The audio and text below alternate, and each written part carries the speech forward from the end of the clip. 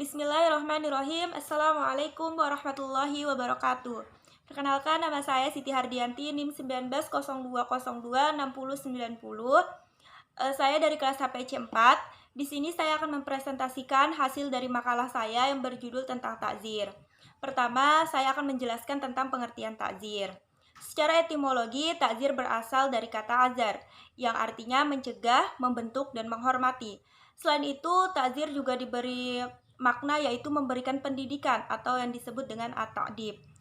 Adapun definisi takdir dari Syahid Sabiq, yaitu takzir adalah hukuman yang tidak ada ketentuannya dalam nas. Maksudnya di sini hukumannya tidak ditentukan oleh Al-Quran atau hadis. Sehingga takzir ialah hukuman yang ditetapkan oleh penguasa hakim terhadap berbagai bentuk maksiat, baik itu melanggar hak Allah maupun hak hamba, yang bersifat merugikan atau mengganggu kemaslahatan hukum. Meskipun takzir ini tidak ada hukumannya di dalam nas atau disebut dalam Al-Quran ataupun hadis, namun di sini ada beberapa hadis yang menunjukkan untuk menentukan hukuman takzir. Dari ketiga hadis yang sudah saya sebutkan di dalam makalah, mungkin teman-teman bisa membuka lagi makalah saya. Di sini saya akan membacakan salah satu dari 3 hadis tersebut. An Abi Burda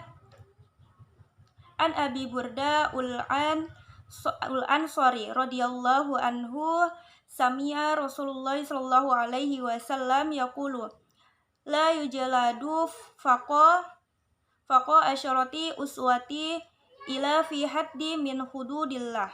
Hadis riwayat muttafaq alaih. Artinya dari Abu Burda al-Ansari bahwa ia mendengar Nabi Muhammad sallallahu alaihi wasallam bersabda, tidak boleh dicambuk lebih dari 10 cambukan kecuali jika melanggar suatu had atau hukuman yang ditentukan oleh Allah Ta'ala. Muttafaq alaih. Di dalam makalah saya ada menyebutkan 3 hadis. Secara umum ketiga hadis tersebut menjelaskan tentang eksistensi takzir. Adapun hadis yang saya bacakan bahwa hukuman untuk perbuatan maksiat bukan termasuk pada hukuman had. Maka hadis tersebut menunjukkan pada bolehnya menghukum dengan lebih dari 10 deraan, kecuali pada perbuatan-perbuatan kemaksiatan yang diharamkan oleh Allah. Maka keputusan hukuman takzir sepenuhnya diserahkan oleh hakim. Semua jenis keputusan yang di dalamnya tidak ada syariat had dan kafaroh, maka hakim menghukum dengan memenjarakan atau dengan pukulan yang dilihat dapat mencegah terhadap perbuatan maksiat. Adapun takzir dalam pandangan para ulama. Pertama yaitu pandangan ulama Hanafiyah. Hukuman takzir apabila kasusnya menyangkut hak sesama manusia atau adami, yang disebut dengan adami, maka wajib dilaksanakannya takzir. Tidak boleh jadi takzir itu tidak boleh ditinggalkan. Karena hakim sama sekali tidak memiliki kewenangan untuk menggugurkan hak adami. Adapun jika kasusnya menyangkut hak Allah Subhanahu wa Ta'ala, masalahnya diserahkan kepada kebijakan dan pandangan para imam. Yang kedua yaitu takzir dalam pandangan ulama Malikiyah dan ulama Hanabiyah. Hukuman takzir adalah hak Allah Subhanahu wa Ta'ala yang wajib dipenuhi. Oleh karena itu, secara garis besar, hakim tidak boleh menggugurkan hukuman takzir. Karena takzir itu adalah hukuman untuk memberikan efek jera yang diberlakukan untuk memenuhi hak Allah Subhanahu wa Ta'ala. Adapun menurut ulama Syafi'iyah, hukuman takzir itu baginya tidak wajib. Oleh karena itu, hakim bisa saja tidak melaksanakannya selama kasusnya tidak menyangkut hak sesama manusia. Jadi dari ketiga imam tersebut, yaitu yang pertama dari tadi ulama Hanafiyah, bahwasannya jadi itu hukuman takzir itu wajib, tidak boleh ditinggalkan, apalagi itu menyangkut hak sesama manusia.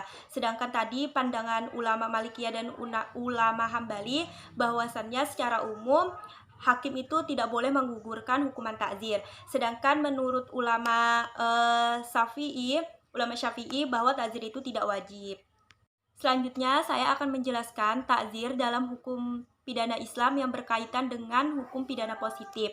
Dalam hukum pidana Islam atau dikenal dengan fikih jinayah, jarimah dibagi menjadi 3 bagian, yaitu ada jarimah hudud, jarimah kisos, dan juga jarimah takzir. Pada jenis jarimah pertama yang kedua atau jarimah hudud dan jarimah kisos itu tidak bisa terakomodir oleh hukum positif, mengingat Islam tidak memberikan kesempatan kepada penguasa untuk menyimpangkan ketentuan-ketentuan yang telah ditetapkan oleh Al-Quran dan As-Sunnah. Sedangkan jarimah pada jenis takzir dapat terakomodir oleh hukum pidana positif. Melihat bahwa hukuman tersebut tidak disinggung dalam Al-Quran atau hadis, sehingga tugasnya menggali atau menemukan hukum dipasrahkan semuanya kepada hakim.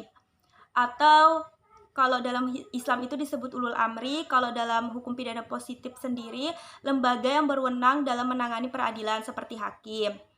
Dengan ketentuan ini sehingga ada titik temu jarimah takzir dengan hukum positif dalam menanggapi kasus-kasus pelanggaran baru yang sanksinya belum termuat dalam kitab undang-undang.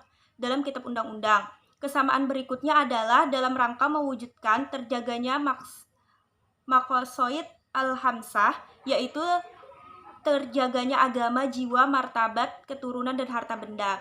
Jadi kalau misalnya kaitannya hukum pidana positif dengan takzir dalam hukum Islam itu dia masih bisa terakomodir karena dia sama-sama ditentukan oleh penguasa. Kalau dalam Islam ulil amri dan dalam hukum pidana positif itu hakim. Mungkin sekiranya itu yang bisa saya sampaikan, kurang lebihnya mohon dimaafkan. Wabillahi taufik wal hidayah. Wassalamualaikum warahmatullahi wabarakatuh.